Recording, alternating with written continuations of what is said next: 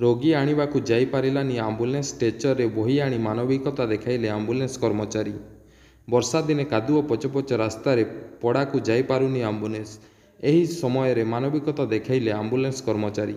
Balishankara block Rampur panchayat କିଷାନପଡ଼ା ରାସ୍ତା ଦେଇ ଆଜି ରୋଗୀ ଗୁରୁତର ପୀଡ଼ିତ ଶୁକ୍ରୁବାଗଙ୍କୁ ଚିକିତ୍ସା ପାଇଁ 108 ଆମ୍ବୁଲାନ୍ସକୁ ଗାଡ଼ିକୁ ଫୋନ୍ ଦ୍ୱାରା ଯୋଗାଯୋଗ କରିଥିଲେ। ରାମପୁର କିଷାନପଡ଼ାର ରାସ୍ତା କାଦୁଅ ପଚପଚ ଥିବାରୁ ଆମ୍ବୁଲାନ୍ସ ଆଗକୁ ଯାଇପାରିଲା ନାହିଁ।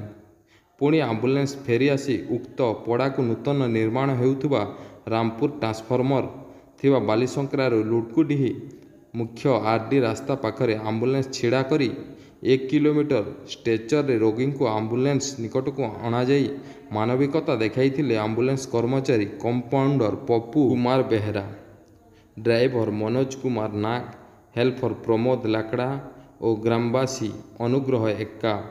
ପ୍ରକାଶ ଥାଉ କି ଉକ୍ତ ପଡ଼ାର ଅସୁବିଧା ପାଇଁ ନୂତନ ପୋଲ ନିର୍ମାଣ ପାଇଁ ସରକାର ପାଖରୁ କାର୍ଯ୍ୟାଦେଶ ଦିଆଯାଇଛି, କିନ୍ତୁ ପୋଲ କାର୍ଯ୍ୟ ଅସମ୍ପୂର୍ଣ୍ଣ ରହିଛି। ଏଥିପାଇଁ ପଡ଼ାବାସୀ ଯିବା ଆସିବାରେ ଅସୁବିଧାର ସମ୍ମୁଖୀନ ହେଉଛନ୍ତି।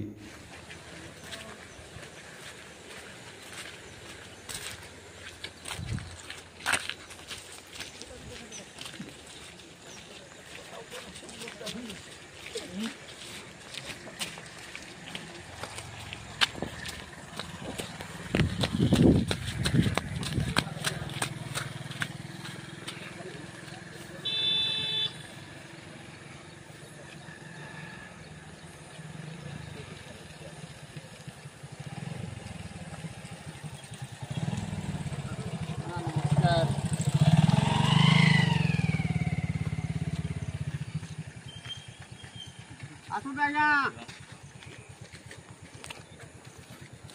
ସମସ୍ତେ ଆଜ୍ଞା।